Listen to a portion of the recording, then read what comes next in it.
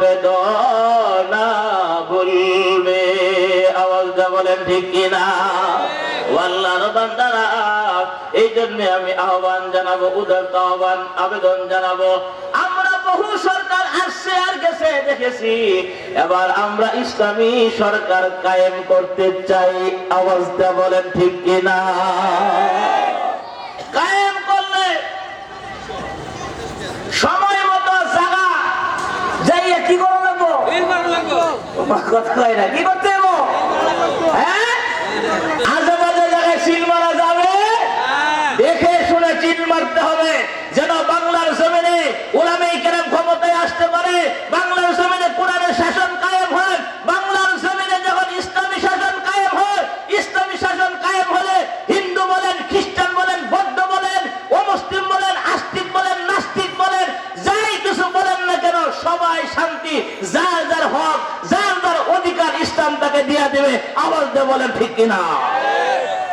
হিন্দুরাও শান্তিতে, হিন্দুদের একটা তাদের পাওনা আছে না নাই? তাদের যে পাওনা তারা পেয়ে যাবে, খ্রিস্টানদের পাওনা তারা পেয়ে যাবে। জোর করে কাউকে মুসলমান বানানো কোন সিস্টেম, দাওয়াত আছে কিন্তু জোর করে বানানো, তাদের তাদের অধিকার দেওয়া হবে, যার যার অধিকার তার কাছে ফিরিয়ে দেওয়া হবে। আর অধিকার ফিরিয়ে দিলে এই দেশের মধ্যে অশান্তি থাকবে না, রাহাজানি থাকবে না, খুনাখুনি থাকবে না, সন্ত্রাসী থাকবে না, কলমের কুসায় কোটি কোটি টাকা খেয়ে ফেলবে না। আওয়াজ দেওয়া বলে ঠিক কিনা? এই দেশে দুর্নীতি থাকবে না। যদি কোরআনের শাসন চলে তাহলে ওই ব্রিজ বানাইতে যাওয়া রডের পরিবর্তে বাঁশ ঢুকাইতো না। কথা বলে ঠিক কিনা? আল্লাহ আমাদেরকে বুঝার তৌফিক দান করুন। আমিন। জোরে কোন আমিন। কি আপনি কি ঘুমায় পড়ছেন? যে গলা কাশি দেন? হ্যাঁ, নারায়ে তাকবীর, নারায়ে তাকবীর, আল্লাহু আকবার। কুরআন সুন্নাহর আলো ঘরে ঘরে জ্বালো, সংসদে যাব। এখন না কইলেন যে কুরআন সুন্নাহ দিয়ে দিবেন, তাহলে ঘরে ঘরে না সংসদে? কুরআন সুন্নাহর আলো সংসদে জ্বালো, কুরআন সুন্নাহর আলো সংসদে জ্বালো। তাকবীর, মাশাআল্লাহ, জাযাকাল্লাহ। আল্লাহ আপনাদের কণ্ঠকে দ্বীনের জন্য কবুল করুন। এই জোরে সোরে বলেন আমিন। আরেকবার আমিন। আল্লাহর নবী কয় বছর জেল খাটছেন? 3 বছর জেল খেটেছেন। এই 3 বছর আবু তালেব মুসলমান হয় না, 3 বছর নবীর সাথে থাইকা সেও জেল খাটছে নবীর মহব্বতে, কিন্তু হিদায়াত পাই নাই। হিদায়াতের মালিক কে? আরো জোরে আল্লাহ। হিদায়াত পাওয়ার জন্য আল্লাহর কাছে চাইতে হবে, চেষ্টা করতে হবে, তাহলে হিদায়াত দিবেন কে? ঘরে পয়সা থাকলে রিজেক্ট চলে আসবে না, রিজেক্টের জন্য চেষ্টা করা এটাও ফরজ। হালাল রিজেক্ট তালাশ করে এটা কি ফরজ। হিদায়াত সবচাইতে গুরুত্বপূর্ণ জিনিস হলো হিদায়াত। হিদায়াত পেয়ে গেলেন, আল্লাহু আকবার কাবীরা। হিদায়াতটা এমন একটা রাস্তা, এমন একটা রশি, রশির এক মাথা পৃথিবীতে, আরেক মাথা জান্নাতে। হিদায়াত পাইলে কোথায় যাওয়া যাবে? জান্নাতে। কোথায় কোথায়? আল্লাহ বুঝার তৌফিক দান করুন। আমিন। তো নবীজি সবচেয়ে আপনজন বিবি খাদিজা রাদিয়াল্লাহু তাআলা আনহা ইন্তেকাল করেছেন। এটা ভাষায় বাটন মোবাইল। তারপরে নবীজির চাচা আবু তালেব উনিও ইন্তেকাল করেছেন। নবীজির মন খারাপ। দুইজন আপনজন, সবচেয়ে কাছের মানুষ দুনিয়া ছেড়ে চলে গেছেন। উনি খুব মর্মাহত। এইদিকে মক্কার মানুষগুলি নবীর কথা শুনতেছে না, মানতেছে না। তখন নবী চিন্তা করলেন, যাক পার্শ্ববর্তী এলাকায় তায়েফে যাইয়া দিনের দাওয়াত দেই, দেখি তারা দিন গ্রহণ করে কিনা। সময় তো আজকে ভালো করে বুঝবেন, সময় কম, তাড়াতাড়ি করতেছি বিষয়টা বোঝানোর জন্য। নবীজি গেলেন তায়েফে। তায়েফে যাওয়ার পরে দিনের দাওয়াত শুরু করলেন। দাওয়াত গ্রহণ করছে না উল্টা রিঅ্যাকশন হয়েছে? এই বুঝে গেছেন আপনারা? উল্টা নবীজি দাওয়াত দিলেন, দিনে এক তাওহীদের দাওয়াত দিলেন, কালিমার দাওয়াত দিলেন, আল্লাহিয়াতের দাওয়াত দিলেন। দাওয়াত তো গ্রহণ করলোই না, বরং নবীর উপর তা অত্যাচার করলো। পাথরে বৃষ্টি বর্ষণ করলো, নবীজির শরীরে মশা মাছি বসা, জোরে বলেন, মশা মাছি বসা হারাম। সেই নবীর শরীর মুবারক থেকে রক্ত ঝরেছে, জুতার মধ্যে যায় রক্তগুলি আটকে আছে। আমার নবী তিনটি জায়গায় বেহুশ হয়ে পড়ে গেছেন। কেন? দিনের দাওয়াত দিতে যাইয়া তারা দাওয়াত গ্রহণ করে নাই। নবীজি আরো বেশি কষ্ট পাইলেন। একটা বাগানের ভিতর নবীজি ঢুকলেন। সেই বাগানের মালিক ছিল দুই ভাই, দুনো ভাই ছিল অমুসলিম কাফের। আর ওই বাগানে যাওয়ার পরে নবীজি একটু আরাম করলেন, বসলেন। বসার পরে বাগানের মালিকের একটা খাদেম ছিল, চাকর ছিল। সে দৌড়ায় আইসা দেখে লোকটা ক্লান্ত শান্ত, খুব দেখতে কেমন জানি কষ্টের মধ্যে আছে। দৌড়াইয়া মালিকের কাছে যায়, বলে, মালিক, একজন ব্যক্তি তো এসেছে রক্তাক্ত অবস্থায়। জানি উনিকে, জানি উনিকে। জানেন, ঠিক আছে, লোকটার অবস্থা তো খুবই খারাপ। যদি আপনি অনুমতি দেন তাহলে এই যে আঙ্গুরের বাগান, আঙ্গুর গুলি আমি বাগান থেকে এইগুলি নিয়ে আমি ওনার কাছে খাওয়ার জন্য দিতে চাই, যদি আপনি অনুমতি দেন। এই চাকর যখন কথা বলেছে, কথা বলার পরে অনুমতি দিলেন, নিয়ে যাও। এক ছড়া আঙ্গুর গাছ থেকে পেরে তারপরে নবীজির কাছে নিয়ে গেলেন। নিয়ে যাওয়ার পরে নবীজি বিসমিল্লাহির রহমানির রহিম বলে আঙ্গুর যখন খাওয়া শুরু করলেন, লোকটা ডাক দিয়ে কয়, এই কথা তো জীবনে কোনোদিন, খাওয়ার আগে কি করতে হয়? বিসমিল্লাহ। ছোট্ট বাচ্চাদেরকে শিখাইবেন, এই বলো বিসমিল্লাহ, বিসমিল্লাহ বললেই হবে। কি? আল্লাহর নামে শুরু, আল্লাহর নামে। ছোট্ট বাচ্চায় খাওয়া, এই জন্য একসাথে খাবার খাওয়া এবং জোরে বিসমিল্লাহ বলা। জোরে, আপনি ফ্যামিলি মেম্বার আছে 4-5 জন, ছেলে মেয়ে বিবি, আপনি বসলেন, এই সবাই খানা শুরু করে বিসমিল্লাহ, আপনি জোরে বললেন, দেখবেন ইনশাআল্লাহ এদের একটা আসর এদের মধ্যে পড়বে। তখন তাদেরকেও না করলে ছোট্ট বাচ্চা, বাবু বলো, আব্বু বলো বিসমিল্লাহ, দেখবেন যে বিসমিল্লাহ কইলেছে, কোনো কথা নেই। বিসমিল্লাহ শিক্ষা দিবেন, দোয়া কালাম শিক্ষা দিবেন, সালাম শিক্ষা দিবেন। আমার দেশে তো এইগুলি বাচ্চাদেরকে শেখানো হয় না। বাচ্চাদেরকে শেখানো হয় বাই বাই, টাটা। তোমার নানা সে বেড়াইতে 3 দিন আছে, অন্তত তোমার নানা চলে যেতে টাটা দিয়ে দাও। নানো টাটা, তুমি তো টাটা দিলে না, তোমার নান উপর পড়বো ঠাডা। দিতে হবে কি? সালাম দিতে হবে কি? ছোট বাচ্চাদেরকে সালাম শিখাবেন, bye bye, tata, good morning, good evening, happy birthday, ওই ওই, আছে না নাই? এইগুলি কোনো কিছু চলবে? এইগুলি মুসলিমের কৃষ্টি কালচার হইতে পারে? ছোট থেকে যদি আপনি ইসলামের শিক্ষায় শিক্ষিত বানান, আলহামদুলিল্লাহ, তাহলে আশা করা যায় এই ছেলেটা বড় হওয়ার পরে যে শিক্ষায় শিক্ষিত হোক, নাস্তিক হবে। আল্লাহ আমাদেরকে বোঝার তৌফিক দান করুন। জোরে বলেন আমিন। নবীজি বললেন, কেন? আমি তো আল্লাহর নামে শুরু করছি, যিনি আমার মালিক, তোমার মালিক, গোটা পৃথিবীর মালিক। এই এলাকার মানুষ বিসমিল্লাহ জীবনেও করে না। ওই ব্যক্তি বলতেছে যে আমার বাড়ি তো ইরাকে।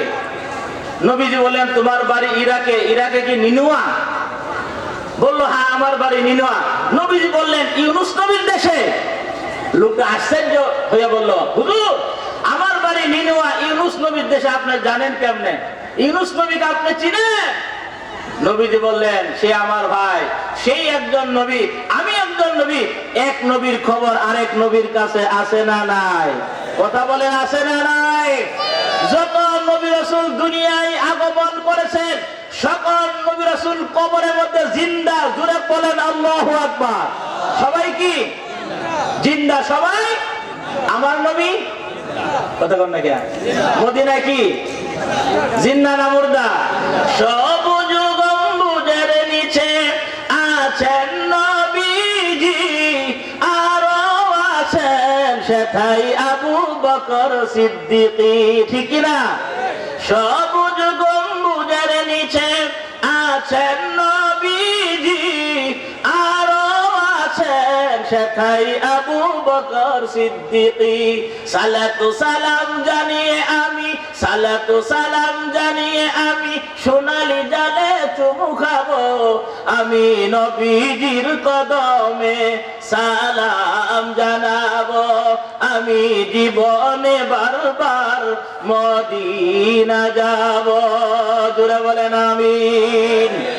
হে আল্লাহর বান্দারা, আল্লাহ নবী আঙ্গুরগুলি খাইলেন। হে আল্লাহর বান্দারা, নবীজি একটু আরাম বোধ করলেন। যেই জায়গার মধ্যে নবীজি বসেছিলেন তাইফে, ওই জায়গার মধ্যে ওই ব্যক্তির নাম ছিল আদ্দাস। যেই লোকটা নবীজিকে আঙ্গুর খাওয়াইছেন সেই লোকটা নবীজির হাতে হাত রেখে মুসলমান হয়ে গেছে। জোরে কন্যা সুবহানাল্লাহ। ওই জায়গার মধ্যে মসজিদ আছে, আল্লাহ আমাকে নিয়েছেন, আমি গেছি মসজিদে আদ্দাস, ওইখানে যাই 2 রাকাত নামাজ আদায় করেছি। তার নামে মসজিদ তৈরি করা হয়েছে। নবী চলে আসেন তায়েফ থেকে। ও আল্লাহর বান্দারা, নবীজি মর্মাহত, নবী কষ্ট আর কষ্ট, নবীজির মনটা অত্যন্ত খারাপ, অত্যন্ত খারাপ। ওনার বিবি খাদিজা নাই, ওনার চাচা আবু তালেব নাই। তায়েফে গিয়েছিল দাওয়াত দেওয়ার জন্য, তায়েফবাসী দাওয়াত গ্রহণ করে নাই। ও আল্লাহর বান্দারা, নবীজির মন খারাপ, মন খারাপ। এই অবস্থায় আল্লাহ সুবহানাহু ওয়া তাআলা আমার নবীর মন খারাপ দেখে জিবরাইল আর মিকাইল পাঠাইলেন। জিবরাইল রে, তাড়াতাড়ি যা মক্কা নগরে, আমার নবীর মন খারাপ। আমার নবীর মন খারাপ থাকলে আমি আল্লাহ সহ্য করতে পারি না, আমি আল্লাহ এটা বরদাস্ত করতে পারি না। তাড়াতাড়ি যা, যাই আমার নবীকে আমার বাড়িতে নিয়ে আসো। জোরে জোরে বলেন না সুবহানাল্লাহ। আল্লাহ তাআলা দাওয়াত দিলেন, দাওয়াত দিলেন। সুবহানাল্লাযী আসরা বিআবদিহি লাইলাম মিনাল মাসজিদিল হারাম ইলাল মাসজিদিল আকসা, যাকে আমরা মেরাজ বলি, ইসরা বলি। আল্লাহ রাব্বুল আলামিন সেই মহান সত্তা, যে দুর্বলতা অক্ষমতা থেকে মহান আল্লাহ পবিত্র, পুত পবিত্র, তার আপন বান্দা মুহাম্মদ সাল্লাল্লাহু আলাইহি ওয়াসাল্লামকে রাতের কিছু অংশ, মনে রাখবেন কিছু অংশ, সামান্য অংশ, পুরা রাতের কথা আল্লাহ বলে নাই, রাতের কিছু অংশ সময়ের মধ্যে আমি আমার নবীকে সেই বাইতুল্লাহ থেকে বাইতুল মুকাদ্দাস পর্যন্ত ইসরা করাইছি, বাইতুল মুকাদ্দাস পর্যন্ত সফর করাইছি। জোরে জোরে কন্যা সুবহানাল্লাহ। এই জন্যই মুফাসসিরিনে কেরাম বলেছেন, যদি কেউ এই যে বাইতুল্লাহ থেকে আল্লাহ নবী বাইতুল মুকাদ্দাস পর্যন্ত গিয়েছেন, কোরআনের আয়াত দ্বারা প্রমাণিত, এইটা যদি কেউ বিশ্বাস না করে সে মুসলমান থাকবে, সঙ্গে সঙ্গে কাফের হয়ে যাবে। সরাসরি কোরআনুল কারীম থেকে আল্লাহ তাআলা সুবহানাহু ওয়া তাআলা বর্ণনা করেছেন, আল্লাহ কিভাবে নবীকে নিয়ে গেছেন সব বর্ণনা করে দিয়েছেন। এই জন্য মেরাজের ঘটনা, আল্লাহ নবী যে আল্লাহ তাআলা মেরাজ করাইছেন সত্য, হাজারবার সত্য। মুমিন বান্দার অন্তরের মধ্যে চুল পরিমাণ সন্দেহ নাই। আওয়াজ দিয়ে বলেন ঠিক কিনা?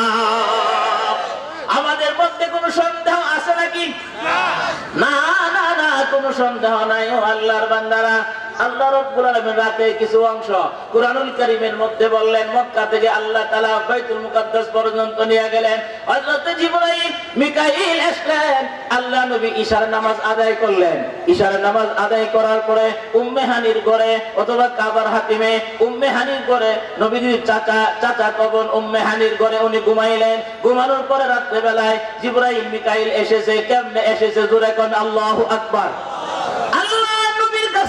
জিবরাইল মিকাইল ঘরের মধ্যে ঢুকছে, দরজা দিয়া ঢুকে নাই।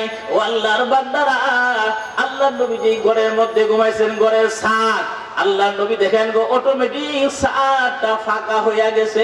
জোরে জোরে বলেন না গো সুবহানাল্লাহ। আল্লাহ নবী ঘুমায়, একটা কথা মনে রাখবেন, নবীর চক্ষু ঘুমায়, অন্তর আপনি আমার মতন ঘুমায়। আমি ঘুমাইলে আমার কানও ঘুমায় কি ঘুমায় না? আমার চোখ ঘুমায়, আমার নাক ঘুমায়, সব ঘুমায়। কিন্তু নবী যখন ঘুমায় গো, তখন নবীর চক্ষু ঘুমায় কিন্তু নবীর অন্তর ঘুমায় না। সব দেখতেছে আমার নবী। জিবরাইল মিকাইল ঢুকছে ঘরে, ঢুকছে দরজা দিয়ে ঢুকে, ঘরের ছাদ অটোমেটিক সরে গেছে। তারা ঢুকার পরে নবীজি দেখেন অটোমেটিক ছাদটা আগের মতো লেগে গেছে। সুবহানাল্লাহ। কালকে সকালে করেন, জোরে কর, আরেকবার কর। ঘটনা এত আশ্চর্য, এত আযীম ঘটনা আল্লাহ তাআলা ঘটাইলেন আমার নবীকে দিয়া। এত আযীম আযীম ঘটনা, সাহিবুল মিরাজ। আল্লাহ তাআলা আমার নবীকে, যত পয়গম্বর দুনিয়ায় এসেছেন একজনেরও আল্লাহর কাছে যাওয়ার সুযোগ। মুসা আলাইহিস সালাম বলেছিলেন, রব্বি আরিনি, আল্লাহ আমি তোমাকে দেখতে চাই। আল্লাহ কি বলেন? লান লান তারানি, তুমি আমাকে দেখতে গুফতে মুসা বা খুদা কা কোহে তোর, গুফতে মুহাম্মদ বা খুদা কা আরশে নূর। সুবহানাল্লাহ। মুসা আলাইহিস সালাম তুর পাহাড়ে গেছেন, আল্লাহর সাথে কথা বলছেন, আল্লাহর নূর দেখছেন। আর আমার নবীকে আল্লাহ তাআলা দুনিয়ায় কথা বলেন নাই, দুনিয়ায় না, দুনিয়ায় না, আল্লাহ তাআলা আমার নবীকে দুনিয়া থেকে উঠায়া আরশে আজিমে নিয়ে গেছে। অনেক লিনুরিয়াহু মিন আয়াতিনা, অনেক নিদর্শন, অনেক নিদর্শন আল্লাহ তাআলা নবীকে দেখাইছেন। একটু জোরে কর না সুবহানাল্লাহ। আমার নবী দয়ার নবী, মায়ার নবী, দেখলেন ঘরের ছাদটা অটোমেটিক লেগে গেছে। মিকাইল জিবরাইল নবীকে ধরলেন, নবী চক্ষু ঘুমাইতেছে, ঘুম ঘুম ভাব। আল্লাহর বান্দারা, আমার নবীকে জিবরাইল মিকাইল ধরে সেই কাবা ঘরে দরজার সামনে যে এই জমজম কুয়া, এই জমজম কুয়ার সামনে নবীকে শোয়া দিয়েছে। সুবহানাল্লাহ। নবীকে শোয়া দিয়েছে। শোয়া দিয়ে কি করছে? একবার আল্লাহু আকবার বলেন। মেরাজের ঘটনা অনেক লম্বা চূড়া ঘটনা। আল্লাহ নবীকে শোয়া অটোমেটিক বুকটা চিরে ফেলছে। কি করছে?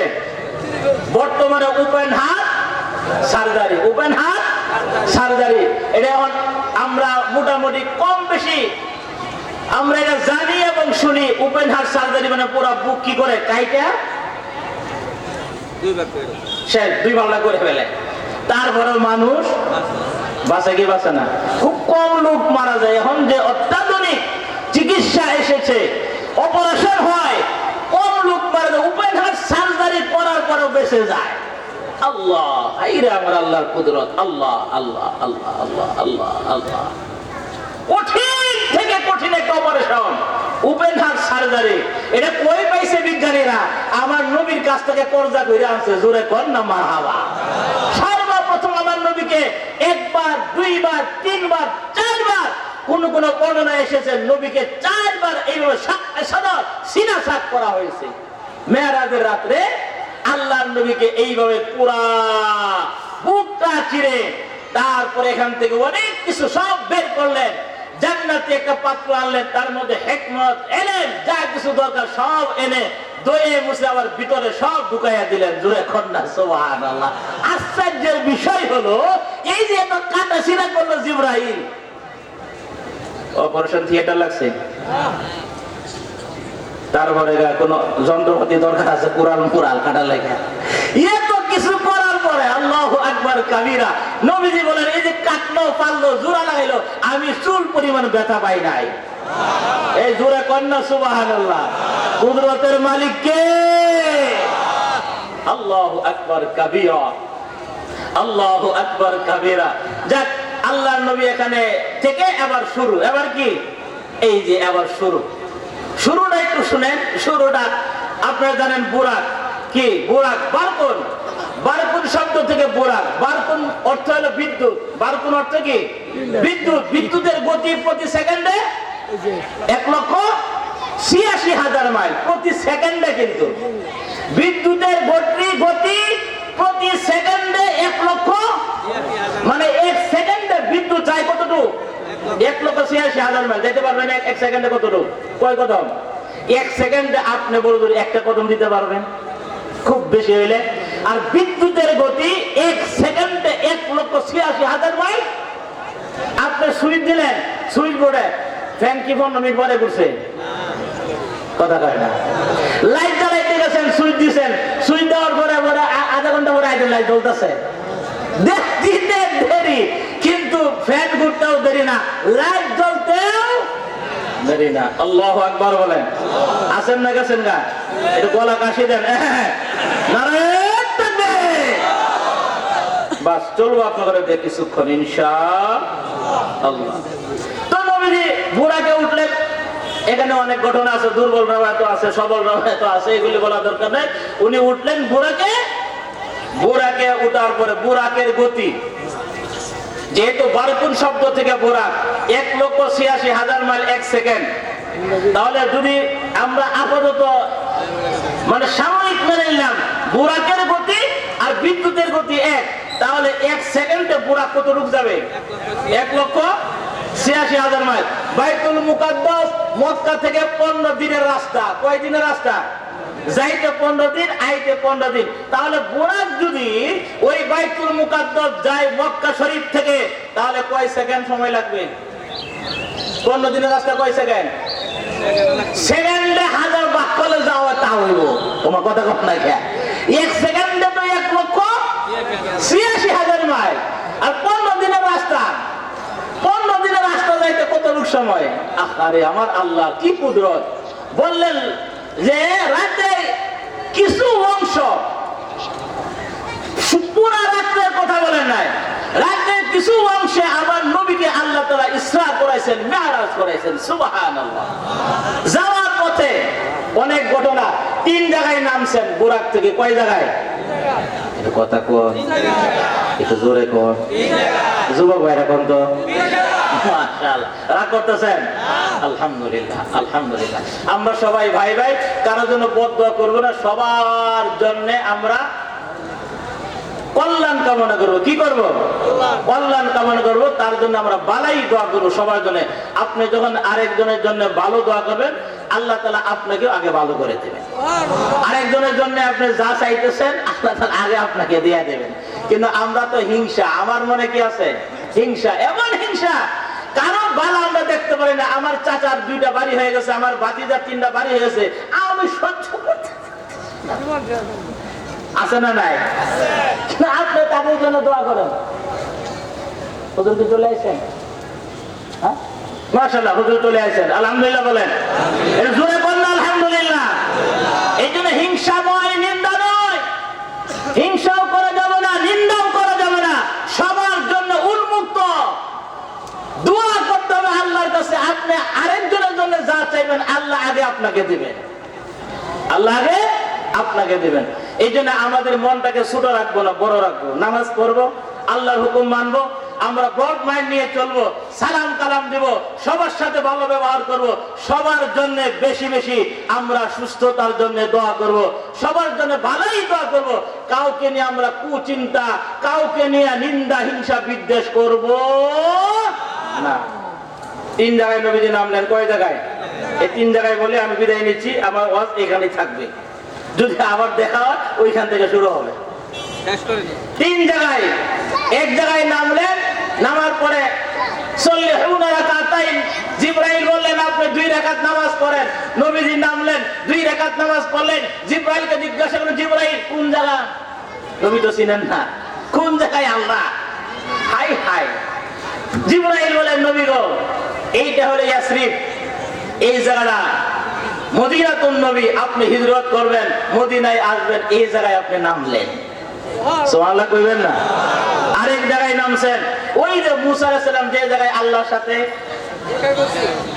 সিনা পর্বত, ওইখানে। আরেক জায়গায় নামছেন হযরত ঈসা আলাইহিস সালাতু ওয়াস সালামের জন্মের জায়গা, ওই জায়গায় নবীজি নামছেন। নামার পরে মাঝখানে আরো অনেক কিছু, তার মধ্যে হলো নবীজিকে অনেক কিছু দেখানো হয়েছে, জান্নাত জাহান্নাম দেখানো হয়েছে, কি পাপের কি শাস্তি, এটাও আমার কাছে রেকর্ড আছে। ওইগুলি বলার সময় নাই। সর্বশেষ নবীজি যাইয়া বাইতুল মুকাদ্দাসে উপস্থিত হইলেন। জোরে কন্যা সুবহানাল্লাহ।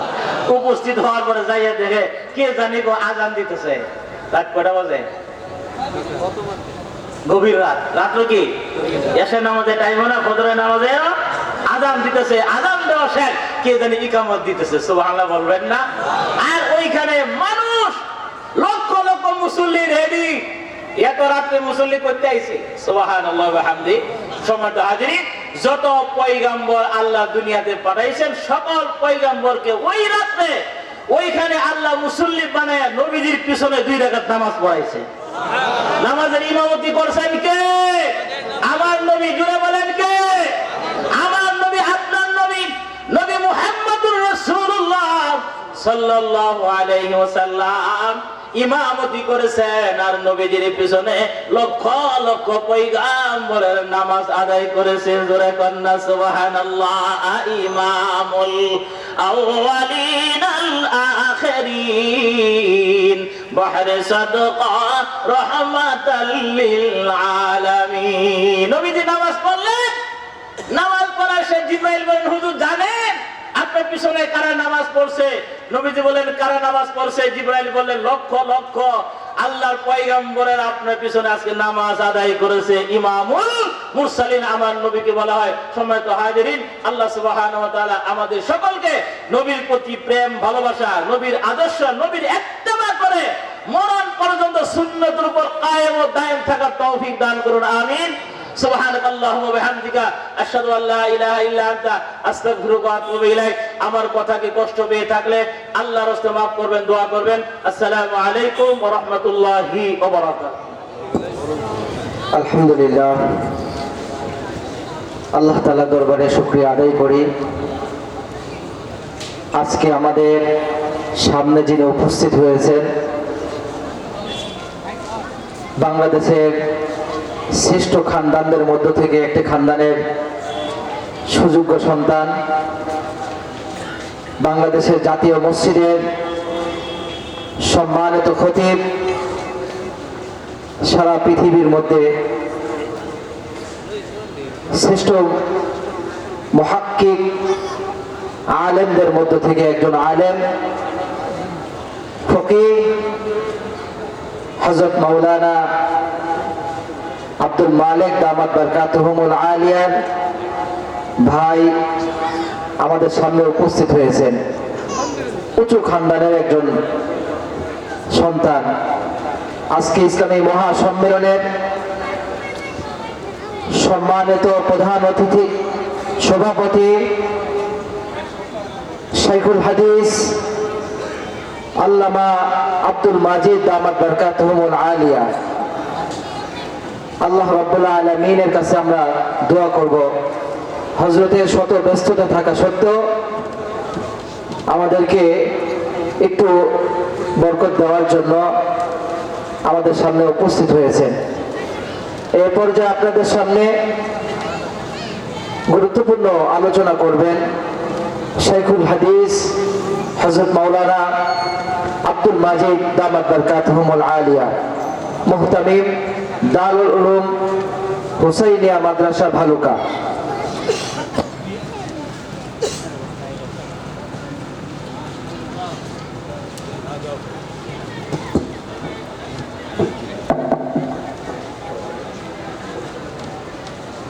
السلام عليكم ورحمة الله وبركاته.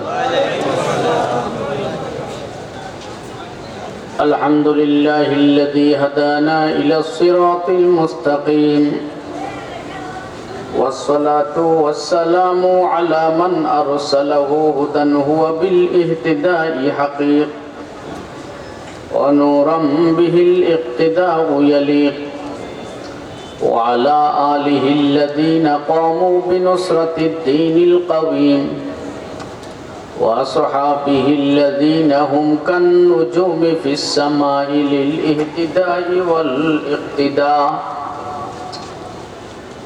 اللهم صل على محمد وعلى آل محمد كما صليت على إبراهيم وعلى آل إبراهيم إنك حميد مجيد. اللهم بارك على محمد وعلى آل محمد كما باركت على إبراهيم وعلى آل إبراهيم إنك حميد مجيد. মারকাজুল উলুম কওমি মাদ্রাসা ও এতিমখানা হাফেজ ছাত্রদের পাগড়ি প্রদান উপলক্ষে 2 দিনব্যাপী ইসলামী মহাসম্মেলনের আজকে শেষ দিন। অনেক উলামায়ে কেরাম উপস্থিত আছেন, বিশেষভাবে মুফতি ইসহাক আল ফরিদ হাফিজাহুল্লাহ তাআলা, ইমাম ও খতিব অটো স্পিনিং জামে মসজিদ নয়নপুর। ওয়াইজিন ইকরামের মধ্যে মুফতি কামাল উদ্দিন কাসিমি, মাওলানা তাওহিদুল ইসলাম আজিজি, হযরত মাওলানা আবু হানিফা সিকদার, আরো অনেক উলামায়ে কেরামের নাম এখানে আছে। অত্র অঞ্চলে যারা ইসলামের নেতৃত্ব দিচ্ছেন, বিশেষ করে নাসির গেলাস জামে মসজিদের ইমাম ও খতিব মাওলানা হাফেজ এহসানুল হক সাহেব আছেন, পত্র মাদ্রাসার সম্মানিত মুহতামিম পরিচালক হাফিজাহুল্লাহ তাআলা সহ যারা এই ওনার আহ্বানে যারা এই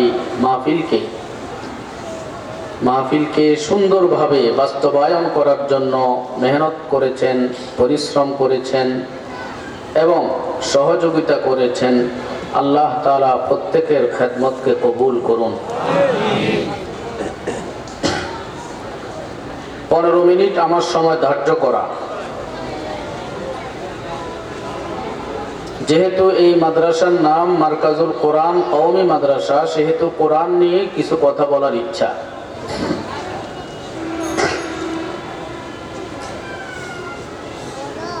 কোরআনে কারীমের পরিচয় জানা দরকার।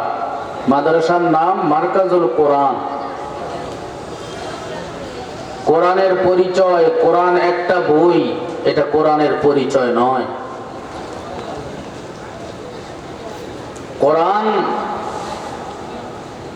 কোরআনের পরিচয়, কোরআন আল্লাহর সিফাত, আল্লাহ জাতের হিস্সা। কোরআনের পরিচয়, কোরআন মাখলুক নয়, কোরআন আল্লাহর জাতের অংশ, আল্লাহর সিফাত। আল্লাহর সিফতে কালামকে বুঝার জন্য, আল্লাহর সিফতে কালামকে প্রকাশ করার জন্য আল্লাহ আরবি ভাষাকে গ্রহণ করে এটা একটা কিতাবের রূপ দিয়ে আমাদের কাছে পাঠাইছেন। এটা তো মূলত আল্লাহর কালাম, সরাসরি আল্লাহর কালাম। এটার এক একটা নুকতা সরাসরি আল্লাহ, কারো গবেষণার নয়, ইজতিহাদি নয়। শরীয়তের অনেক মাসালা আছে ইজতিহাদি মাসালা। জানাজা ফাতিহা পড়বেন না, অনেক সাহাবা পড়তেন না, কেউ পড়তেন। এটা গবেষণার সুযোগ আছে ইসলামে। যে অঞ্চলে না পড়ার আমল, সে অঞ্চলে পড়ে ফিতনা করা হারাম। রফিয়াতাইন, ঈদের নামাজের তাকবীর, অনেকগুলো ইজতিহাদি মাসালা আছে। আল্লাহ পাক ইচ্ছা করে এগুলোতে একাধিক মতের গবেষণার সুযোগ রাখছেন, সেটাও কোরআনের আলোকে। আর কোরআন মৌলিক এমন একটা গ্রন্থ হিসাবে আল্লাহ দিয়েছেন, যার এক একটা বিন্দু, এক একটা হরফ, এক একটা অক্ষর পুরাটাই হুবহু আল্লাহর থেকে প্রেরিত। কোন গবেষণার কোন একটি অক্ষর এখানে নাই। অক্ষরে অক্ষরে, অক্ষরে অক্ষরে, বিন্দুয়ে বিন্দুয়ে সব আল্লাহর পক্ষ থেকে। এটাকে ভালোভাবে বুঝতে হবে। শিয়ারা এই আকীদার মধ্যে ফাটল ধরায়, কাদিয়ানীরা এই আকীদার মধ্যে ফাটল ধরায় মুসলমানদের মধ্যে বিভক্ত করে দিয়েছে মুসলিম জাতিকে। মুসলিম জাতির প্রাণ শক্তি, সবচেয়ে বড় শক্তি, যেই শক্তির মাধ্যমে মুসলিম জাতি চ্যালেঞ্জ হয়ে আছে হাজার হাজার বছর, আজও মুসলিম জাতির সাথে দালিলিক চ্যালেঞ্জে কেউ জবাব দিতে পারে নাই। যেই শক্তির কারণে, ওই শক্তি হলো আল কোরআন, যার প্রত্যেকটা হরফ হযরত জিবরাইল আসমান থেকে আনার সময়ে চতুর্পাশে লক্ষ লক্ষ ফেরেশতা পাহারাদারিতে রেখে আল্লাহর নবীর কলম পর্যন্ত পৌঁছাইয়া দিতেন। আল্লাহর নবীর কলমে যখন অক্ষর অক্ষরে ঢুকত, এরপরে বিদায় নিতেন। এটা মুসলিম জাতির শক্তি। এই দালিলিক শক্তির জবাব কোন ধর্মের লোক দালিলিক চ্যালেঞ্জে আসতে পারে নাই। আমাদের ধর্মের গোড়াটা শক্ত, কোরআন আজীব এক শক্তি আমাদের। কিন্তু এই কোরআন আমরা ভুলে যাচ্ছি। কোরআনকে মনে করি বাস একটা বই। এই জন্য কোরআন ওযু ছাড়া ধরা যায় না। তাফসীর পারবেন, কোরআনের তাফসীর ওযু ছাড়া ধরতে পারবেন। বাংলা তাফসীর, উর্দু তাফসীর, আরবি তাফসীর, সরাসরি কোরআনের আয়াত লেখা ওযু না থাকলে ধরতে পারবেন না। পড়তে পারবেন, ধরতে পারবেন না। আমার ভাই, আমার দোস্ত, মাদ্রাসার নাম মারকাজুল কোরআন। অতএব আমাকে আপনাকে কোরআনটা বুঝতে হবে। মুসলিম জাতির প্রাণ শক্তি কোরআনের পরিচয়। ইমাম আহমদ ইবনে হাম্বলকে সুয়াল করা হয়েছে কোরআন কি জিনিস।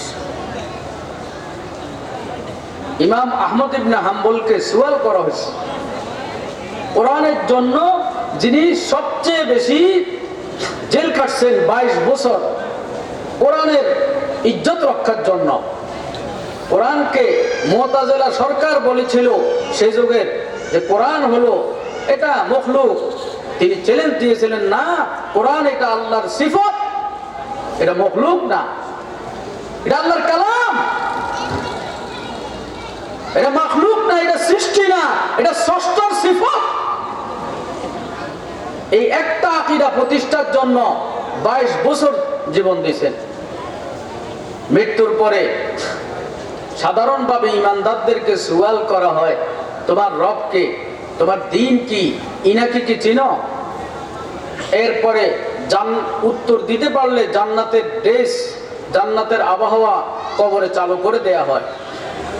আর ইমাম আহমদ যখন মারা গেছেন তখন আল্লাহ তাআলা বলছেন, ও আহমদ, আমার কোরআনের জন্য, আমার সিফতে কালামের জন্য জীবন কোরবান করছো, এখন জান্নাত নয়, সরাসরি আমি আল্লাহর চেহারাই দেখতে থাকো, আমি আল্লাহর দিদার তুমি উপভোগ করো, এটাই তোমার জান্নাত।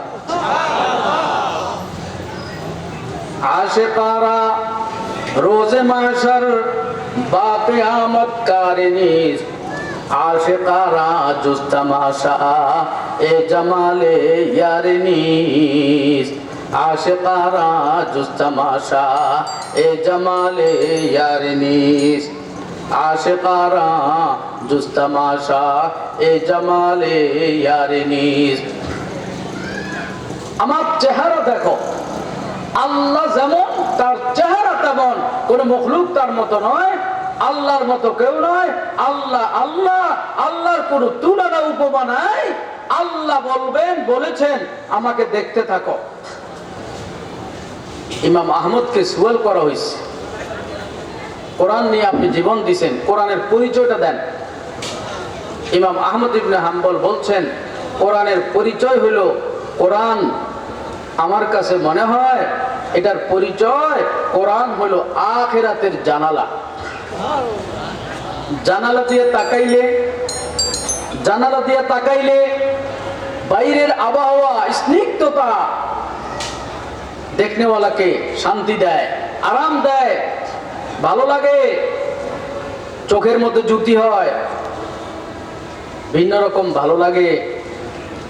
কোন লোক যদি ইমানের সাথে হেদায়েতের নিয়তে খালিস দিলে কোরআনের অক্ষরগুলোর দিকে তাকায়, তখন তার চোখের মধ্যে আখিরাতের মজা, আখিরাতের স্বাদ উপলব্ধি হয়। हाय तू मेरे पास हरदम लेके मैं अंधा पे हूँ, हाय तू मेरे पास हरदम लेके मैं अंधा पे हूँ, बख्शो नूरे बसीरत जिससे आवे तू नजर, एकाएक इश्क ने मुझको जगाया, जगा कर सो मुसीबत में गिराया। পৃথিবীতে আজ পর্যন্ত যারা সম্মানের যত বড় চেয়ার পাইছে তারাই পাইছে যারা কোরআনকে যত বেশি দিলে মনে প্রাণে গ্রহণ করছে। শাহজালাল ইয়ামানি, ইয়ামানের লোক, বাংলাদেশের কোনো আত্মীয় নাই, রোহিঙ্গা বলবেন, তাই তো বাংলাদেশের স্বভাব।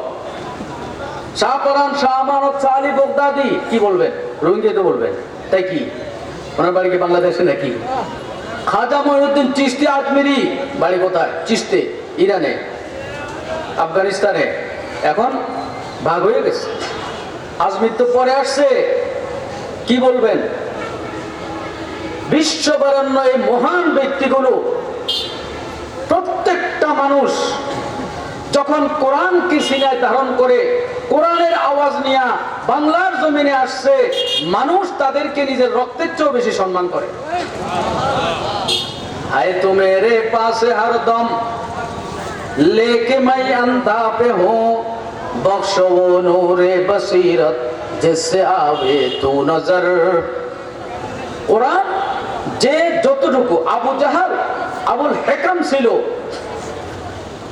আরবের পণ্ডিতদের মধ্যে প্রথম সারির মহান পণ্ডিত ছিল আবুল হেকাম। আবু জাহাল ছিল না সে, কিন্তু কোরআনকে উপেক্ষা করার কারণে তার কোনো পাণ্ডিত্য কাজে আসে নাই। সে আল্লাহ নবীর জবানে মূর্খতার পিতা উপাধি পেয়ে চিরলাঞ্ছিত হয়েছে, এখনো চিরলাঞ্ছিত। কেন? কোরআন উপেক্ষা করছে। আবু লাহাব মানে সুন্দরের বাবা, এত সুন্দর ছিল তাকে সুন্দরের বাবা বলতো। এত সুন্দর, এত সুন্দর মানুষ, দেখলে তাকে মানুষ ভয় পাইতো, তার দেহটা এত অন্যরকম ছিল। এই মানুষটা কোরআনকে উপেক্ষা করার কারণে, নবীর সাথে বেয়াদবির কারণে এই মানুষটা চির অভিশপ্ত। কোরআন তার নিন্দায় সূরা নাযিল করছে, তাব্বাত ইয়াদা আবি লাহাব। কেন? নাজাশী আবিসিনিয়ার বাদশা, সেই আবিসিনিয়ার বাদশা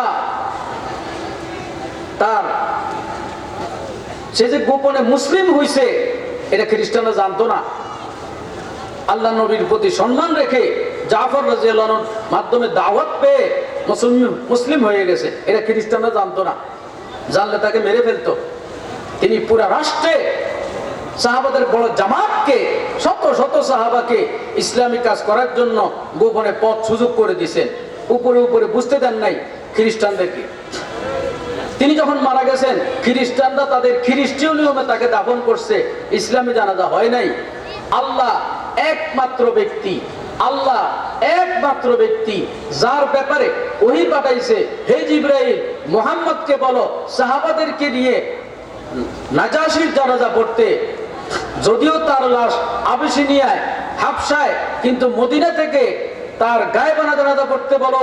কেননা সে এমন এক ব্যক্তি যে কোরআনকে দিলে মনে প্রাণে গ্রহণ করছে, কোরআনকে যেহেতু সম্মান দিছে, অথচ মুহাম্মদুর রাসূলুল্লাহকে দেখে নাই।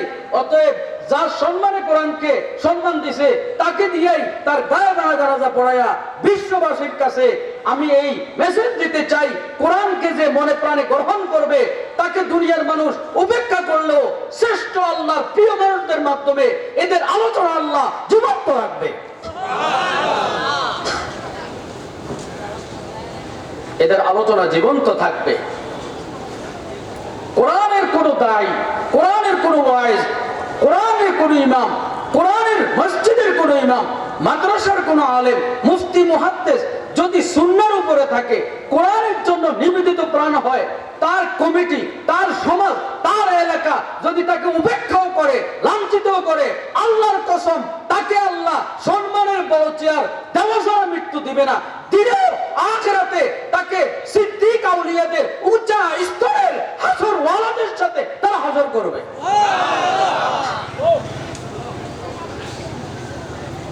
हाय तू मेरे पास हरदम लेके मैं अंधा पे हूँ बख्शो वो नूरे बसीरत जिससे आवे तू नजर तमन्ना दर्द दिल की है तू कर खिदमत फकीरों की नहीं मिलता ये गौहर बादशाहों के खजाने में सोने जेवर की जेवरों को लोग कहते हैं हे भला पर न मेरी जाने होना तुम कभी उन पर फिदा। হে দুনিয়া ওয়ালারা, তোমাদের কাছে যদি অস্ত্র থাকে, অস্ত্র আছে, আয়াতুল কুরসির চেয়ে শক্তিশালী অস্ত্র নাই। আমার ভাই, আমার দোস্ত, আমার সময় 15 মিনিট আছে, আর 3 মিনিট আমি বলতে চাই। মারকাজুল কোরআন নাম মারকাজুল উলুম, যেখানে কোরআনে কারীম ভিত্তিক সিলেবাস। অতএব ভাই ও দোস্ত, আজকে আমরা যারা এই মাহফিলে আসছি, 2 দিন ব্যাপী মাহফিল, আমাদেরকে সিদ্ধান্ত গ্রহণ করতে হবে যে প্রথাগতভাবে কোরআনকে মানলেই এতটুকু যথেষ্ট নয়, এটা প্রাথমিক কাজ। আর একটু এগিয়ে যেতে হবে। কোরআনকে মনে প্রাণে গ্রহণ করতে হবে। তার জন্য 1 নম্বরের কাজ, নিজের সন্তানকে যেমন মাদ্রাসায় কোরআনের জন্য দেব, নিজেও কোরআন শিখতে হবে। স্কুল কলেজ যত জাগতিক পড়াশোনা, এগুলোতে সন্তানকে যুক্ত করার আগে তার সিনায়, তার দিলে কোরআন ঢুকিয়ে দিতে হবে। নতুবা ভয় আছে, खीरा न कर सका मुझे जलवाए दानश पेरेंग, आंखों में सुरमा है मेरे खाके मदीनतुर रसूल। ইকবাল বলে, আমি খ্রিস্টানদের বিদ্যালয়ে পড়ছি, সেখানে আমার শিক্ষক খ্রিস্টান, শিক্ষক ইহুদি, আমার ক্লাসমেট ইহুদি, ক্লাসমেট খ্রিস্টান ছিল। কিন্তু আমার ছোটবেলার কাশ্মীরের দ্বারা তৈরি আলেমেরা, দেওবন্দের আলেমেরা আমাকে যেই দ্বীনের বুনিয়াদি কোরআনের শিক্ষাটা নাবালেগ বয়সে আমার সিনায় ঢুকাইয়া দিছে, ওইটার কারণে খ্রিস্টান শিক্ষক, খ্রিস্টান সাথীর সাথে থেকেও ইসলাম আমার থেকে সরে নাই। ইসলাম আমার দিলে, আমার দেহের মধ্যে ছিল। खीरा न कर सका मुझे जलवाए दानश फेरेंग, आंखों में सुरमा है मेरे खाके मदीनतुर रसूल। আজকে বাচ্চাদেরকে জাগতিক শিক্ষায় যুক্ত করার আগে কোরআন শিখান, নতুবা ভয় আছে বাংলাদেশে মুলহিদ চিন্তিত নাস্তিকবাদ গোপনে গোপনে খুব বেড়ে যাচ্ছে। ভয় আছে মুসলমানের জানাজা দেওয়ার লোকও পাওয়া যাবে না, এমনও ভয় আছে। এখনো সময় আছে, সন্তানকে সঠিক সময়ে সিদ্ধান্ত নেন, আগে কোরআন শিখান। কোরআন বিশুদ্ধভাবে যদি পড়তে পারে, ওযু গোসলের মাসালা কমপক্ষে 500 মাসালা যদি ভালো করে আলেমের কাছ থেকে শিখতে পারে, এরপর তাকে ডাক্তার বানান, ইঞ্জিনিয়ার বানান, প্রফেসর বানান, তাকে আপনার আরো কিছু বানান, কোনো সমস্যা নেই। কিন্তু শুরু করেন আল্লাহর কোরআন দিয়ে। ইকরা বিসমি রাব্বিকাল্লাযী খালাক। আল্লাহ বলেন, সন্তানের জীবন শুরু করো তোমার রবের কোরআনের দ্বারা। তোমার রবের যে কোরআন, যেটা আল্লাহর সিফাত, সেটার দ্বারা জীবন শুরু করো। যদি মুসলিম পরিচয় দাও, বলে আগে 2-4 বছর একটু কলেজে পড়ায় ঠিকঠাক হোক, পরে কোরআন পড়াবো, লিখে রাখো। তার বাক্যে কোরআন নাই, হয় না, এটা সঠিক উচ্চারণটা মুখে আসে না। আগে শিখাও। তুমি মুসলমান, তোমার জানাজা চাও, জান্নাত চাও, নবীর সুপারিশ চাও, আগে বাচ্চাকে কোরআন শিখাও। কোন সাহসে কোরআনকে তুমি পড়ে নিচ্ছ আর আশা করতেছো 2-4 বছর স্কুলে পড়ে শক্ত হোক? কবে শক্ত হবে? আল্লাহর কোরআনের চেয়ে শক্ত আর কোন বস্তুটা আছে বেটা? মুসলমানের সন্তান হইয়া কোরআন যদি শক্ত না বুঝো, বুদ্ধটা কি কচু, ইসলামও বুঝো নাই, কেমন জানাজা চেতে আসো? তোমার ঈমান ঠিক করো, আকীদা ঠিক করো, দ্বীন ঠিক করো, তলব ঠিক করো। কথা বলেন ঠিক না বেটা? ইয়া আল্লাহ, আল্লাহ তাআলা আমাদেরকে কবুল ফরমান। আমিন। হযরত আব্দুল্লাহ ইবনে মাসউদ রাদিয়াল্লাহু তাআলা আনহু বলেন, আল কুরআনু মাইদাতুল্লাহি ফিল আরদ। কোরআন জমিনে এটা আল্লাহর আসমানের দস্তরখান। দস্তরখানে খাওয়া পাওয়া যায়, শরীরে শক্তি হয়। কোরআন হলো রুহানি দস্তরখান। এখান থেকে যারা ইলম শিখে, নূর শিখে, উলুম শিখে, মারকাজুল উলুম, কোরআন থেকে, কোরআনের দস্তরখান থেকে উলুম ইলম আহরণ করে, তাদের রূহের মধ্যে নুরানিয়ত পয়দা হয়। দুনিয়ার মানুষ দাফন করে অন্ধকারে রেখে আসে, ওই কোরআনের নূর চমকায়া তার কবরকে আলোকিত করে দেয়, আলোকিত করে দেয়, মুনাওয়ার করে দেয়, মুনাওয়ার করে দেয়। তাকে অন্ধকারে রেখে আসে, কবর আলোকিত হয়ে যায়। কোরআন যে পড়ছিল, কোরআন যে শিখছিল, কোরআন যে শিখাইছিল, কোরআনের ঘরে যে চাঁদা দিছিল, কোরআনের ঘরে যে চান করছিল, কোরআনের ঘরে যে আবাদ করছিল, ওইটা অটোমেটিক কবরের মধ্যে ঢুকে যায়, কবর আলোকিত হয়ে যায়।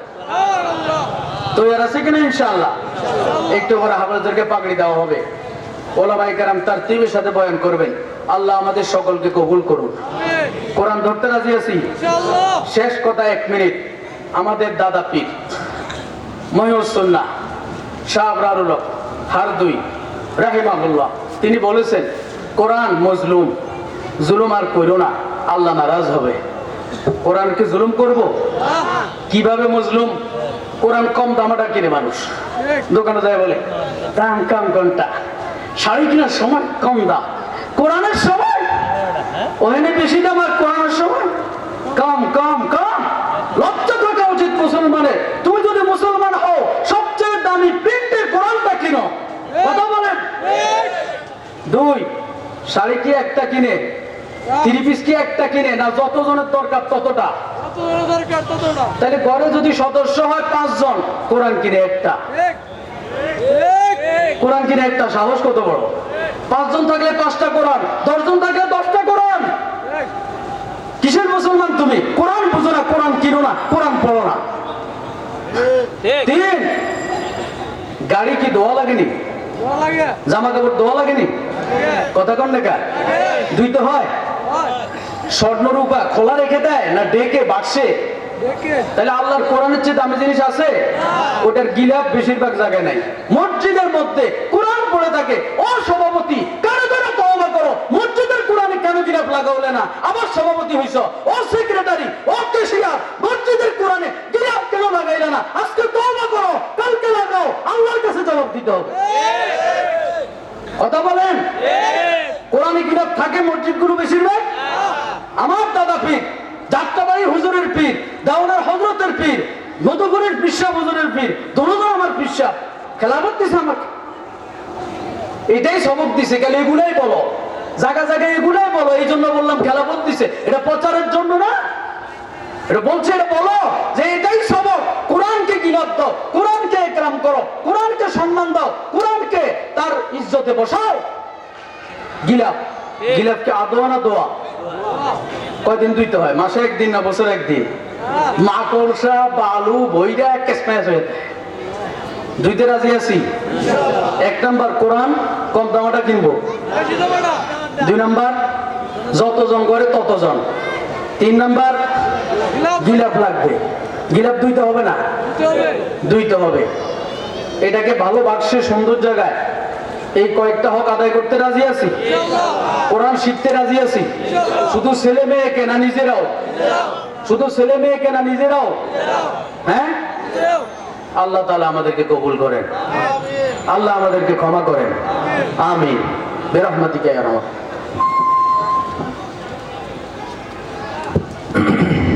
আলহামদুলিল্লাহ। বিসমিল্লাহ। قال رسول الله صلى الله عليه وسلم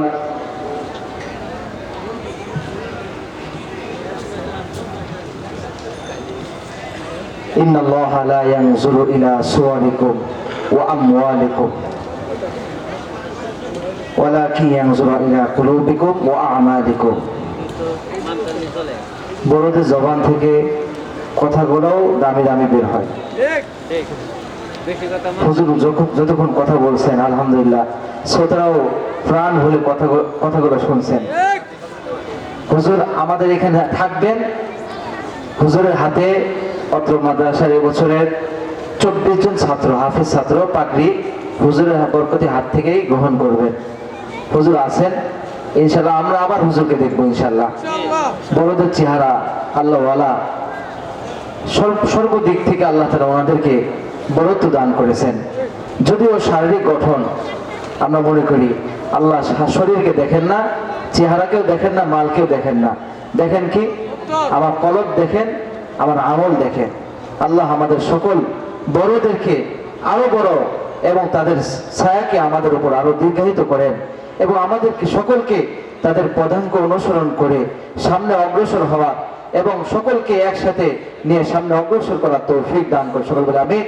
সম্মানিত উপস্থিতি, এই পর্যায়ে আপনাদের সামনে আজকে ইসলামী মহাসম্মেলনের বিশেষ আকর্ষণ ঢাকা থেকে আগত হযরত মাওলানা মুফতি তাওহীদুল ইসলাম আজিজি, হযরত মাওলানা মুফতি তাওহীদুল ইসলাম আজিজি, ইমাম ও খতিব, বাংলাদেশ এয়ারপোর্ট জামে মসজিদ।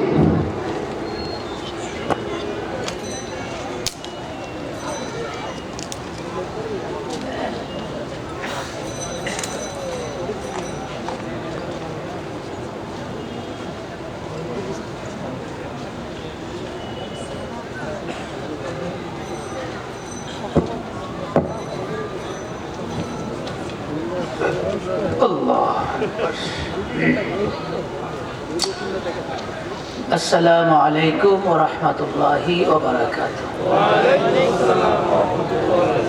এই সাউন্ড বাড়াই দাও, মঞ্চের সাউন্ড বাড়াই দাও। আপনারা সবাই কেমন আছেন ভাই? আলহামদুলিল্লাহ, আপনি কেমন আছেন? আলহামদুলিল্লাহ।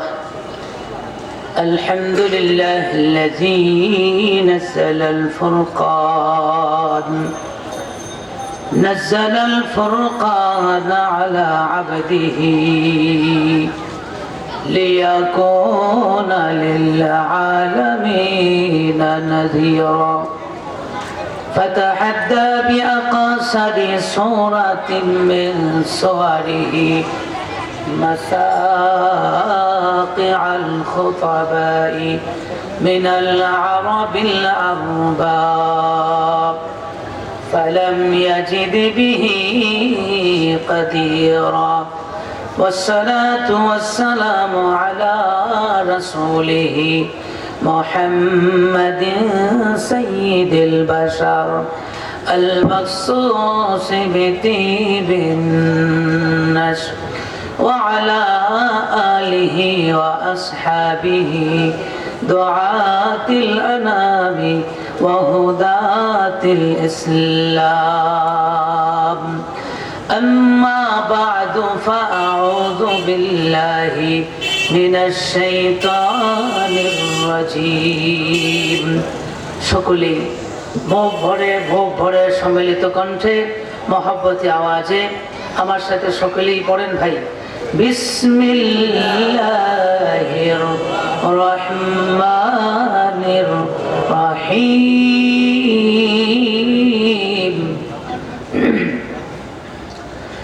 لا تجد قوما يؤمنون بالله واليوم الآخر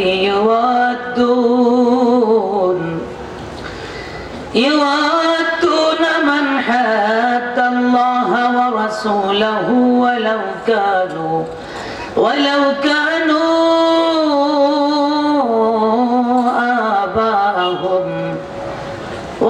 كانوا آباءهم أو أبناءهم أو إخوانهم أو عشيرتهم. وعن أنس بن مالك رضي الله تعالى عنه أنه قال سألت رسول الله صلى الله عليه وسلم أن يشفع لي يوم القيامة فقال أنا فاعل.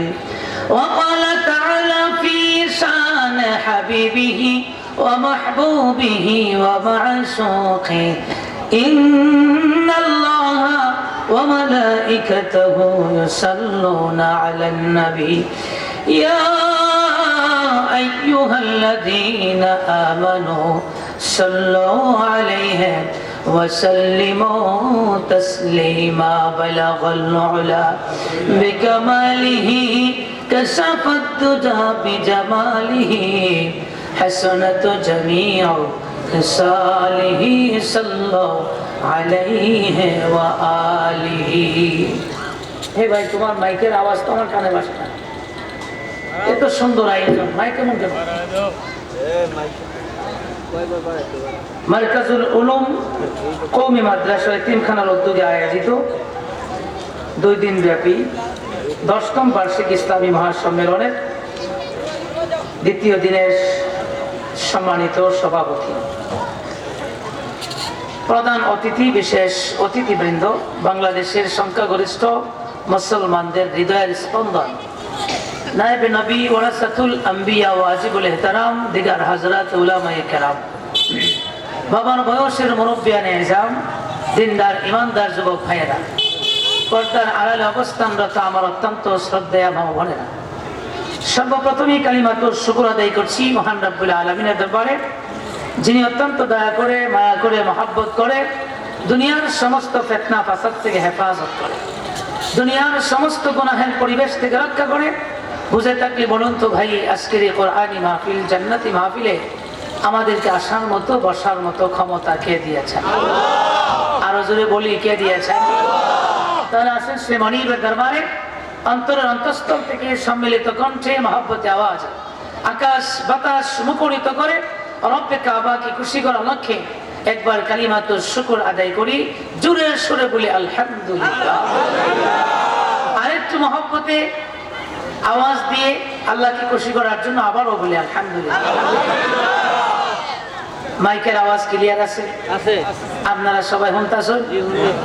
হ্যাঁ, একবারে কম। ও ভাই ঠিক করো, তাড়াতাড়ি ঠিক করো। হ্যাঁ, একদম ভালো করে ঠিক করো। বেশি বাড়ালে তারপরে ক্লিয়ার বোঝা যায় তো? আমার কথাগুলি বোঝা যাচ্ছে?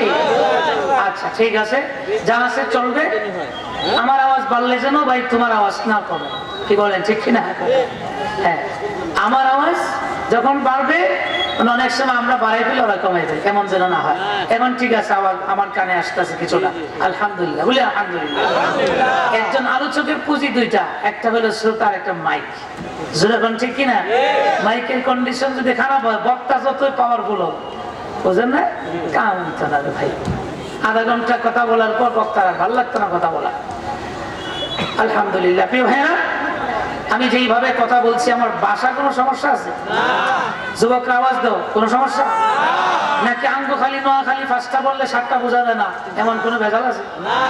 এইখানে বসে যারা কথা বলেন, এই যে একটু আগে বাংলাদেশের জাতীয় মসজিদ বাইতুল মুকাররমের সম্মানিত খতিব, সারা পৃথিবীতে গোনা বাছা কয়েকজন আলেমের মধ্যে একজন খতিব আল্লামা মুফতি আব্দুল মালিক হাফিজাহুল্লাহ ভাই, যিনি কথা বললেন একটু আগে, নাকি না আমি মনে ভুল বলছি? উনিও কিন্তু একজন সুনামধন্য শাইখুল হাদিস, বড় আমাপের আলেম।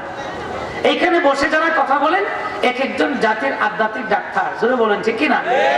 তা আমাদের কথা যদি না বোঝেন ভেজাল আছে না? আমাদের এই ছোট্ট বাংলাদেশে দেখবেন ঢাকা এক প্রকারের ভাষা, গাজীপুর আরেক প্রকারের ভাষা, আরো যদি ময়মনসিংহ যান ভাষা চেঞ্জ হয়ে যায়, জোরে ঠিক না? আরো জোরে বলুন ঠিক কিনা? এই জন্য আমি সব জায়গায় বলি ভাষা হলো ঢাকায় সুস্থ, সিলেটে আহত, আর চট্টগ্রামে যায় মারা গেছে। কথা কম ঠিক নেই? গত বছর চট্টগ্রামে আমার এক মাহফিল ছিল, আমি শাহজালাল বিমানবন্দরের খতিব। ওইখানে আমি প্রায় এই 20 বছর শেষ হবে, আগামী মাস থেকে 21তম বছর শুরু হবে আলহামদুলিল্লাহ। দারুল জান্নাহ বিমান কার্গো মসজিদের খাদেম হিসাবে আছি, দুই একটা মাদ্রাসা একটু বুখারীর খেদমত করি আলহামদুলিল্লাহ। তো এখান থেকে বিমানবন্দর থেকে আমি গেলাম চট্টগ্রাম বিমানবন্দরে, তারা বিমান দিয়ে নিয়ে গেছে। ওইখান থেকে 3 জন লোক আসছে আমাকে একটা দামি গাড়ি নিয়ে আমাকে রিসিভ করে নিয়ে যাবে। 2 জন আলেম, ড্রাইভার সাহেব শুনলাম যে অর্ধেক আলেম। ওমা, ওরা এত সম্মান দিয়ে আমাকে নিল, দামি গাড়িতে উঠাইলো। একটু পরে দেখি 3 জনে মিলে কি কয়, আমি কিচ্ছু বুঝি না। 5 মিনিট মোটামুটি ধৈর্য সহকারে বসছিলাম, আমি তো মানুষ। আমি দেখি আর আমার ধৈর্য কুলাইতেছে না, মুখটা খুলিয়ে ফেলছি, ভাই আপনারা মাওলানা সাহেব হইয়া আপনারা যে কি শুরু করছেন, এত সম্মান দিয়ে আমাকে শাহজালাল বিমানবন্দর থেকে আনলেন, এত দামি গাড়িতে নিয়ে যাচ্ছেন, এখন যে কষ্টটা দিতেছেন ভাই। মাওলানা সাহেবরা, হুজুর কষ্ট পাইতেছেন কেন? আপনারা কি বলতেছেন আমি কিচ্ছু বুঝতেছি না। তা আমি যে বুঝতেছি না, আমার কষ্ট লাগতেছে না? মাওলানা সাহেবরা বলে, হযরত আফওয়ান, ক্ষমা করে দিবেন, তবে এখন আমরা বলবো, আপনি সব বুঝবেন। ওমা, এখন দিকে এরা 3 জনে কথা কয়, আমি সব বুঝতেছি। যখন ঠিকই না? আমি বললাম, ভাই এই মাতৃভাষার অস্তিত্ব সম্মান রক্ষার জন্য এই বাংলাদেশের সূর্য সন্তান সালাম জব্বার রফিকার বরকতারা জীবন দিয়েছে, যখন ঠিক কিনা? এখন দিকে এরা যা কয় সব বুঝি। বুঝে থাকলে বলুন তো, আঞ্চলিকতার ঝামেলা আসেনি আমাদের বাংলাদেশে? আরো যখন আছে না? তো বলছিলাম, এখানে বসে যারা কথা বলেন তারা এক একজন জাতির আধ্যাত্মিক ডাক্তার, যখন ঠিক কিনা? এক সলিমউদ্দিন, মনে করেন আপনাদের নয়নপুর এলাকারই, এটা নয়নপুর না? হ্যাঁ, ডাক্তার দেখাইতে গেছে, ডাক্তারের চেম্বারের সামনে 90 জন খাড়া। কয়জন? আরো জোরে কোন? এখন হেগে দাঁড়াইছে 90 জনের পিছনে। সিরিয়াল কত? 91। এখন আমি হইলাম নয়নপুর এলাকার সবচেয়ে বেত্তমির চালাক লোকটা। আমি যদি 90 জনের পিছনে খাড়াইয়া সময় নষ্ট করি, এটা হইতে পারে না। এই 90 জনের চোখের মধ্যে ফাঁকি দিয়ে আঙ্গুল ঢুকাইয়া এদেরকে পিছনে ফেলে সবার আগে আমি চেম্বারে যাবো। এমন চেম্বারে যাইতে গেলে একটা ভাব ধরতে না, ভাব ধরতে চোখ 2টা বন্ধ করছে, 2টা হাত দিয়ে পেটের মধ্যে যাতায়াত ধরছে, দুইটা এমন জোরে সিল্লি মারবো, আমার সিল্লির টেলা সবগুলি রুগীরা বলবে আমি ইমার্জেন্সি রুগী। কি রুগী? আর এরা চিল্লাচিল্লি শুরু করবে, এক পর্যায়ে বলবে যে আমার সিরিয়াল লাগবে না, ওরে কন্যা ডাকে চেম্বারে ঢুকাবো। ঠিকই দেখা যায় এ সব বন্ধ করে পেটের মধ্যে যাতে ধুইয়া যেই মাত্র সিল্লি মারছে রুগীরা বলে সর্বনাশ, এত চিল্লা চিল্লি সহ্য করতে পারতেছি না, ওরা তাড়াতাড়ি চেম্বারে ঢুকাও। ঠিকই দেখা যায় একদম 90 জনের চোখকে ভাগি দেয়া একদম সবার সামনে চেম্বারে ঢুকছে, চোখ এখনো খুলে নাই, হাত দুইটা পেটের মধ্যে যাতায়াতে ধরা হই। ডাক্তার সর্বনাশ, আমার রুগী তো এটা ইমার্জেন্সি, অবশ্যই পেটের মধ্যে কোনো ঝামেলা আছে। ডাক্তার হয় মিয়া তোমার পায়খানা কেমন, স্যার বুঝছি না, আবার কম বুঝো নাই তোমার পায়খানায় কি আম পড়িনি, মানে আনাসা না। ডাক্তারের বাসায় হইতেছে, স্যার আগে বুঝছিলাম না, আমার জানা মতে আম পড়ে 2 কারণে। কয় কারণে? 1 নম্বর কারণ হইলো দুষ্ট ছেলেরা যদি ঢিল মারে তখন পরে ইডা মারে, আর 2 নম্বর কারণ হইলো জোরে যদি তুফান আসে তখন পরে। গাছ থেকে যে আম পড়ে, ই আম পড়া বুঝাইছে নাকি আমেশা বুঝাইছে? আমার জোরে কোনটা? এ বুঝছে যে গাছ থেকে যে আম পড়ে 2 কারণে। এ যদি মরণের আগ পর্যন্ত ডাক্তারের প্রেসক্রিপশনে চিকিৎসা নেই, এর ফেট ভালো হইব? যুবকের কথা ভালো হইব? কারণ ডাক্তার কি করলো, হে কি বুঝতো? তো আশা তো করি আমি একজন ডাক্তার, মানে আধ্যাত্মিক ডাক্তার, কি বলেন ঠিক কিনা? প্রত্যেকটা আলেম কিন্তু জাতির ডাক্তার। এখান থেকে কোন রোগের কি প্রেসক্রিপশন হবে দেওয়া হয়, কথা বলেন ঠিক কিনা? তা আশা তো করি এই নয়নপুর এলাকার যুবকরা, বৃদ্ধ বাবারা, আমার ভাষা বুঝতে তো কোনো সমস্যা হচ্ছে না তো ইনশাআল্লাহ? একটু জোরে কোনো হচ্ছে নাকি? মাশাআল্লাহ, এটা আওয়াজ টাওয়াজ দিয়েন নাকি সব আওয়াজ তৈরি দিয়েছেন আগামী 12 ফেব্রুয়ারির জন্য?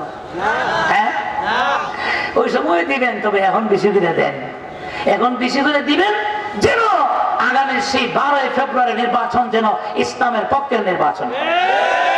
এত আসতে কেন জোরে কন? মানে বাংলাদেশে আমরা দেখছি নতুন বাংলা, সবুজ বাংলা, কত বাংলা দেখছি, জোরে কন ঠিক কিনা? ইনশাআল্লাহ আগামী নির্বাচনের পরে এই বাংলাদেশে আমরা দেখতে চাই ইসলামের বাংলা, কোরআনের বাংলা, জোরে কন ঠিক কিনা?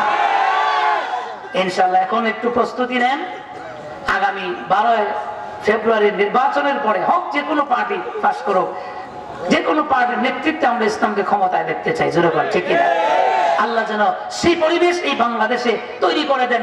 একটু জোরে কইবেন না? আমি আরো জোরে বলো না? আল্লাহ সবাইকে কবুল করেন। আমিন। এখানে আমি যা দেখতেছি মুরব্বীদের চাইতে যুবকদের সংখ্যা একটু বেশি।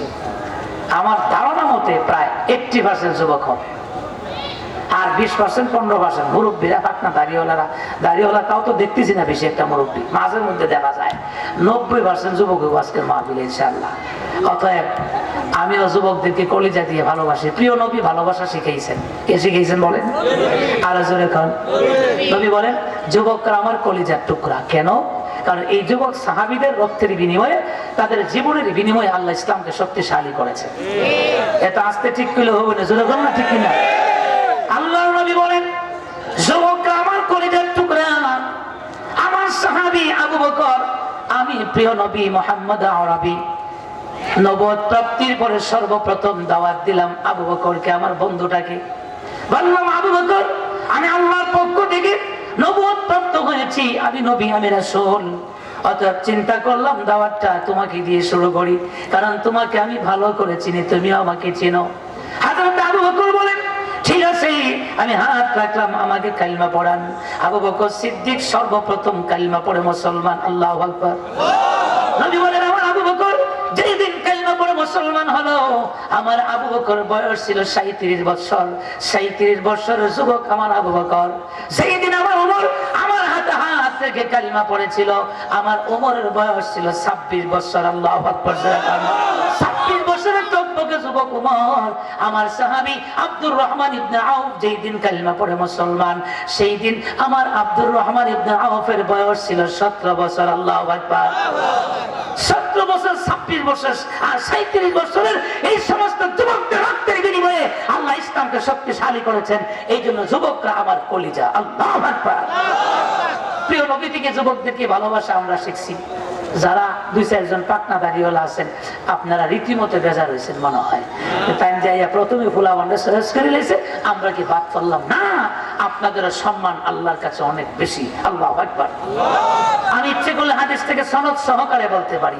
হাদাসানি আব্দুর রাজ্জাক عن معمر عن زهري عن عروة عن عائشة عن رسول الله। একটু মহব্বতের সাথে বলুন সাল্লাল্লাহু আলাইহি ওয়াসাল্লাম। এই নাকসাম বলেন আমি হাদিসটা শুনেছি আব্দুর রাজ্জাক থেকে। আব্দুর রাজ্জাক বলেন আমি মামার থেকে, মামার বলেন আমি জোহরি থেকে শুনেছি, জোহরি বলেন আমি অরওয়া থেকে শুনেছি, অরওয়া বলেন আমি হাদিসটি শুনেছি আম্মা জান আয়েশা সিদ্দিকা থেকে, আম্মা জান আয়েশা সিদ্দিকা বলেন আমি শুনেছি রাসূল থেকে। আল্লাহু আকবার জোরে কান। আল্লাহর নবী বলেন আমি শুনেছি জিব্রাইল থেকে, জিব্রাইলকে বলতে শুনেছি, আমার জিব্রাইল বললেন কাল আল্লাহ তাআলা ইন্নী আস্তাহি আন উআদ্দিবা শাইবাতান ফিল ইসলাম, যাদের চুল পেকে গেছে, দাড়ি পেকে গেছে, পাকনা দাড়িওয়ালা চুলওয়ালাদেরকে আমি আল্লাহ শাস্তি দিতে লজ্জা বোধ করি। আল্লাহু আকবার জোরে কান। মুরব্বীরা খুশি হয়েছেন নি? আপনাদের অনেক সম্মান। আজকের মাহফিলে যুবক এবং মুরব্বী বাবারা মিলেই আর আমাদের কিছু কচি কচি বাচ্চারা আছে। আল্লাহ যেন সবাইকে দিনের জন্য কবুল করেন। একটু চিৎকার দিয়ে জোরে করুন আমিন। আর জোরে বলেন আমিন। হ্যাঁ, আল্লাহ পাক সবাইকে কবুল করুন। প্রিয় ভাইরা, আমি আপনাদের সম্মুখে সময় খুব কম, একদম সীমিত সময়ের ভিতরে আলোচনা করতে হবে। আমি একটা আয়াত পড়েছি, আয়াত হলো সূরা মুজাদালার 22 নম্বর লম্বা একটা আয়াতের অংশ বিশেষ পাঠ করেছি। আমরা প্রথমে জানবো আল্লাহ পাক এই আয়াতটাকে কেন নাযিল করেছেন। এই আয়াতের উপর আমি সর্বোচ্চ 10 মিনিট কথা বলবো বা 15 মিনিট, এর বেশি না। আমার ভাই, প্রথমে জানবো আল্লাহ পাক রব্বুল আলামিন যে কোরআন থেকে আজকে আলোচনা হবে, কোরআন প্রথমে কোথায় ছিল? মুফাসসিরিনে কেরাম বলেন লৌহে মাহফুজে সংরক্ষিত ছিল। আল্লাহু আকবার জোরে বলেন। সেই লৌহে মাহফুজ থেকে আল্লাহ পাক প্রথম দফায় সমস্ত কোরআনকে দুনিয়ার আসমানে নাযিল করেন। এরপর দুনিয়ার আসমান থেকে অল্প অল্প করে সুম্মা নাযালা মিনহা আলা নাবিয়্যিল উম্মি, বলুন না সাল্লাল্লাহু আলাইহি ওয়াসাল্লাম। আমার আপনার নবী, প্রিয় নবীর উপরে আস্তে আস্তে করে, অল্প অল্প করে, আলা কাদরি হাওয়াইজিল বাশার, মানুষের প্রয়োজন অনুযায়ী, কখনো 3 আয়াত, কখনো 5 আয়াত, কখনো 2 আয়াত, কখনো ছোট্ট একটা সূরা, এই করে অমুদ্দাতে নজুলিহি 23 সানাতান, মক্কি জিন্দেগি 13 মাদানি 10, টোটাল 23 বছরে 30 পারার কোরআন, 114 সূরার কোরআন। আয়াত সংখ্যা কত? এটা বের করবার লাগে আমি একটা ঠেলা দিছি। আয়াত সংখ্যা কত? এর ব্যতিক্রম কেউ বলবেন না কিছু? অনেক লোক 6666 আয়াত বলছেন। তবে আমি আজকে আপনাদেরকে বলে যাই, আমি যেমন হাদিস পড়াই, আমি তাফসীরও পড়াই, তাফসীর ক্লাসের শিক্ষক হয়ে আপনাদের একটা ভুল সংশোধন করে দিতে চাচ্ছি। রাগ করবেন? আরো জোরে কম।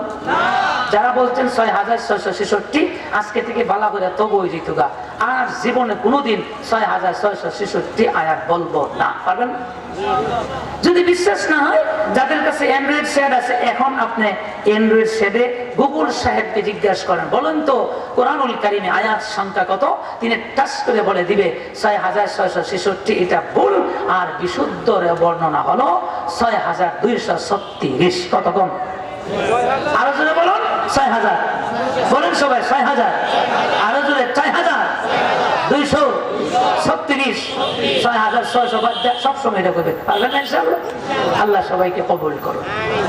6236 আয়াতের কোরআন, 114 সূরার কোরআন, 30 পারার কোরআন। 23 বছরে আমার আপনার নবী মুহাম্মদ আরবির উপরে মানুষের প্রয়োজনে, আপনার আমার প্রয়োজনে আল্লাহ রাব্বুল আলামিন নাযিল করেছেন। আমার ভাইয়েরা, মুফাসসিরিনে কেরাম বলেন বিভিন্ন আয়াত, বিভিন্ন সূরা নাযিল হওয়ার বিভিন্ন প্রেক্ষাপট আছে। আমি আপনাদের সম্মুখে সূরা মুজাদালার 22 নম্বর যে আয়াতের অংশ বিশেষ পাঠ করেছি। আমার ভাইয়েরা, এই আয়াত নাযিল হওয়ার একটা প্রেক্ষাপট আছে। আমার ভাইয়েরা, জালালউদ্দিন মাহল্লি রাহমাতুল্লাহ আলাইহি এই আয়াত নাযিল হওয়ার প্রেক্ষাপট দেখেন। আমার ভাই, আল্লাহর নবীর সাহাবী, যিনি সর্বপ্রথম কালিমা পড়ে মুসলমান। আমার ভাইরা, একটু আগে যে সাহাবীর কথা বললাম, আবু বকর সিদ্দিক রাদিয়াল্লাহু তাআলা আনহু, আল্লাহর নবীর হাতে হাত থেকে কালিমা পড়ে মুসলমান। আবু বকর সিদ্দিক বলতেন, জীবনে বহুবার বলেছেন, নবী গো, আমি আপনাকে কেমন ভালোবাসি আপনি জানেননি। আমি আপনাকে আমার মার চাইতে বেশি ভালোবাসি, বাবার চাইতে বেশি ভালোবাসি। আমি আপনাকে আমার কলিজার টুকরা সন্তানের চাইতে বেশি ভালোবাসি। আমার নবী পৃথিবীর সব কিছুর চাইতে আপনি নবীকে আমি সব চাইতে বেশি ভালোবাসি। যেরকম ঠিক কিনা? আমার ভাইয়া, সে আবু বকর সিদ্দিক রাদিয়াল্লাহু তাআলা আনহুর বাবা, যার নাম হচ্ছে আবু কুহাফা। এখন বলতে হবে হযরত আবু কুহাফা, তখন তিনি ইসলাম ধর্ম গ্রহণ করেন নাই।